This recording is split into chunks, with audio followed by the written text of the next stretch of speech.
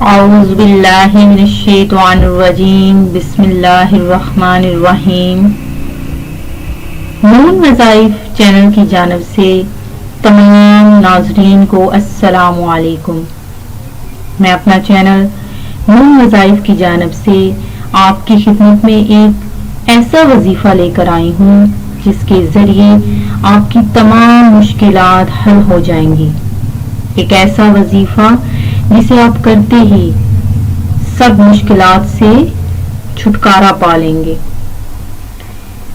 سب سے پہلے ہمارا چینل نون وظائف کو سبسکرائب کر لیں اور بیل آئیکن کا بٹن بھی پریس کر لیں تاکہ ہر نئی آنے والی ویڈیو سب سے پہلے آپ تک پہنچ جائے۔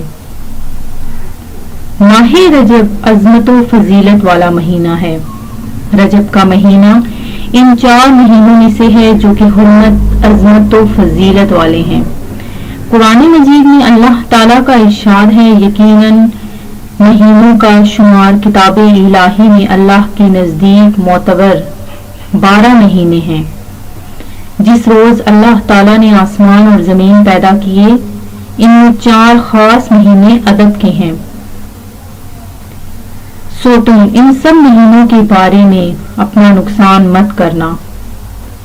ابی بکر رضی اللہ تعالیٰ عنہ رسول اللہ صلی اللہ علیہ وسلم سے روایت کرتے ہیں کہ آپ نے حجۃ الوداع کے موقع پر اپنے منا کے خطبہ میں ارشاد فرمایا کہ اس وقت زمانہ گھوم پھر کر اسی حالت پر آ گیا ہے جس میں اللہ تعالیٰ نے زمین و آسمان کو پیدا کیا تھا۔ اسی طرح جو شخص کوشش کر کے ان مہینوں میں اپنے آپ کو گناہوں اور برے کاموں سے بچا لے تو باقی سال کے مہینوں میں اس کو ان برائیوں سے بچنا آسان ہو جاتا ہے۔ اس لیے ان مہینوں سے فائدہ نہ اٹھانا ایک عظیم نقصان ہے۔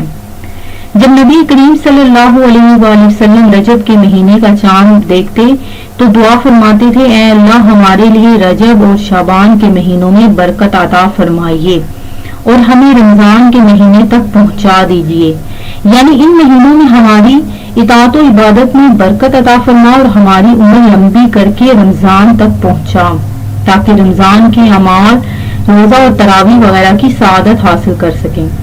اس حدیث سے معلوم ہوا کہ حضور نبی کریم صلی اللہ علیہ وآلہ وسلم نے رجب اور شعبان کے مہینوں میں برکت ہونے کی دعا فرمائی ہے، تو حضور صلی اللہ علیہ وآلہ وسلم کے اس ارشاد سے رجب اور شعبان کے مہینے کا برکت والا ہونا ظاہر ہوا۔